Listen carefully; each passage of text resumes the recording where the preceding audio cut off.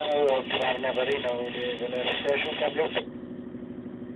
Delta Navarino, 1-4. 1-4.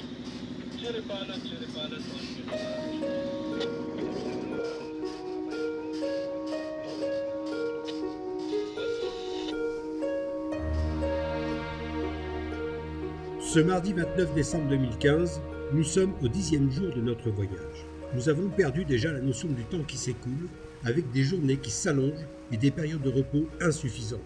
Nous sommes de plus en plus désynchronisés, d'où une fatigue qui commence à se faire sentir par manque de sommeil. Après 5 jours de navigation pour descendre le canal de Beagle et la longue traversée du Drake, nous avons fait une escale sur l'archipel Melchior pendant 2 jours. Hier, nous avons mis le pied sur la banquise du Port-le-Croix, puis nous avons découvert le fameux canal Lemaire et Port Charcot sur lesquels je reviendrai dans une autre vidéo. Ce 29 décembre a commencé tôt ce matin par la visite de cette ancienne base britannique et un trek derrière Port-le-Croix à travers les colonies de Manchot. Nous voilà de retour au bateau, heureux de quitter nos bottes exténuées et affamées. La journée se termine très lentement, on dirait que le temps est immobile, et nous sommes sur le pont, après le dîner, à contempler le début d'un spectaculaire coucher de soleil. Il est plus de 22 heures ce 29 décembre, par 65 degrés de latitude sud et 63 degrés de longitude ouest. Le bateau est amarré à la banquise, à quelques encablures de la base de Port-le-Croix. Lorsqu'une dernière sortie est proposée par Eric, j'avais comme d'habitude remis mes batteries à recharger et ma caméra Osmo étant prête, je me portais volontaire pour une dernière sortie.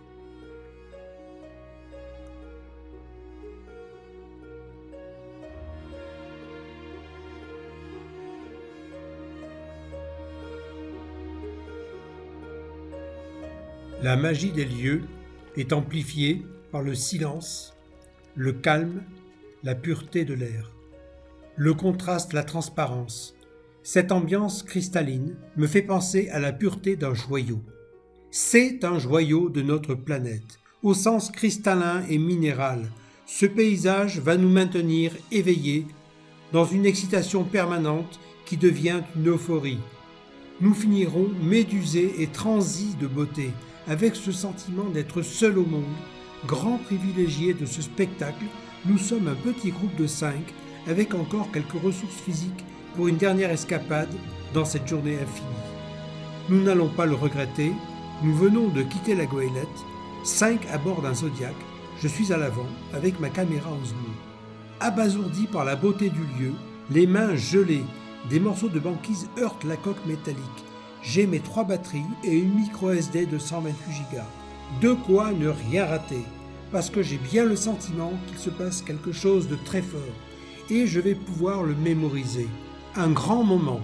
J'ai eu l'audace de la commander et la chance de la recevoir juste avant mon départ, et c'est grâce aux images prises à cet instant que je ferai aussi du drone dans les jours suivants, parce qu'elle est équipée des mêmes gyroscopes pour la stabilité des images et du même capteur très haute définition.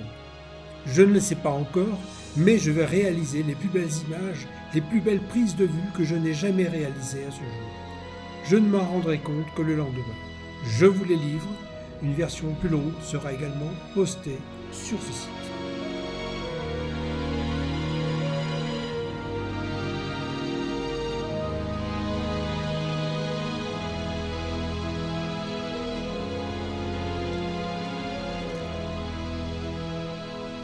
Alors j'ai le reflet de la montagne dans l'eau, c'est fabuleux.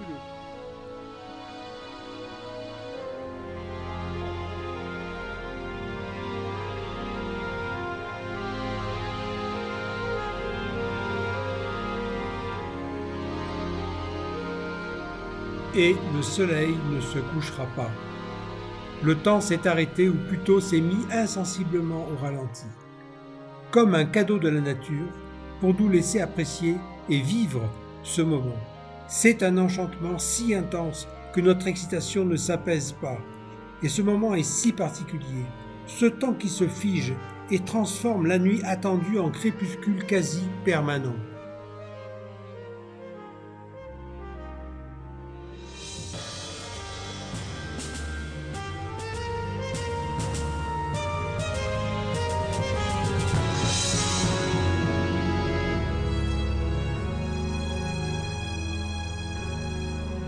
Ce moment est en effet très particulier, parce que nous sommes ce 29 décembre, à une semaine du solstice d'été et à 1 degré seulement de latitude du cercle polaire antarctique.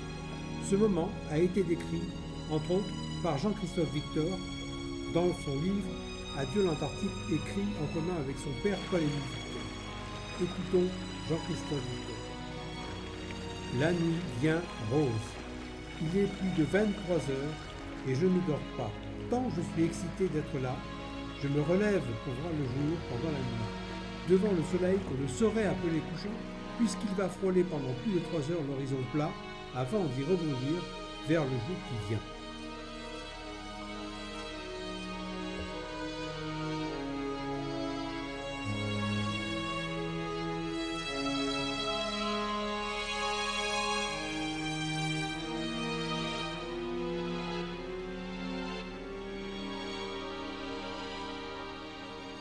Regardez, c'est notre planète. Elle est sublime. Regardez-la dans toute sa beauté originelle, dans sa sérénité glacée. C'est le début d'une glissade dans un monde irréel, grandiose, qui nous transporte comme si nous étions en apesanteur, à oublier que nous sommes sur l'eau, dans le silence et le calme. Nous sommes fatigués mais exaltés, momifiés de froid, à ne plus sentir nos mains gelées tellement nous prenons des photos sans arrêt, jusqu'à épuisement. Le soleil glacé n'en finira pas de se coucher sur les glaciers et les montagnes. À travers la glace et l'eau, il va produire des effets jamais vus. La glace devenue bleue, les ombres projetées très allongées tournant au mauve, les pans d'iceberg face au soleil renvoient du jaune. Le noir est ocellé de blanc, du blanc veiné de bleu, qui renvoie à son tour à travers l'eau les dégradés de vert. Je ne peux m'empêcher de penser pour les explorateurs de Gerlach, Shackleton, Jean-Baptiste Charcot, Paul-Émile Victor, qui n'avaient que leurs yeux pour filmer et leur mémoire pour enregistrer. Mais redonnons la parole un instant à Jean-Baptiste Charcot qui avait décrit ces lieux il y a plus de 100 ans. Pendant que je regarde vers le large, le soleil se couche insensiblement. Les teintes bleues, si variées et si douces des icebergs, sont devenues plus crues. Bientôt le bleu foncé des crevasses et des fentes persistent seules, puis graduellement succède avec une douceur exquise une teinte maintenant rose. Et c'est tellement beau qu'en me demandant si je rêve, je voudrais rêver toujours.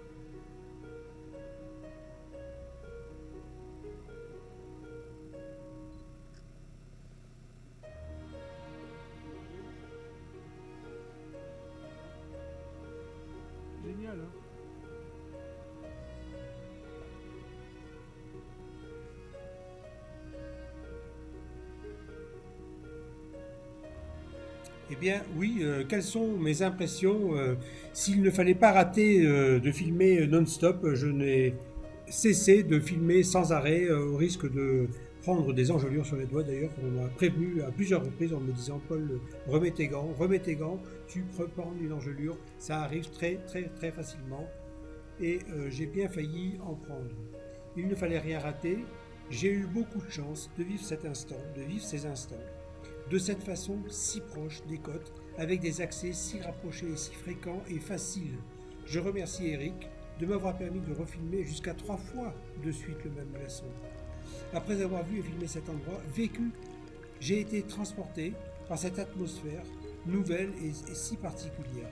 Je suis transformé ou transfiguré.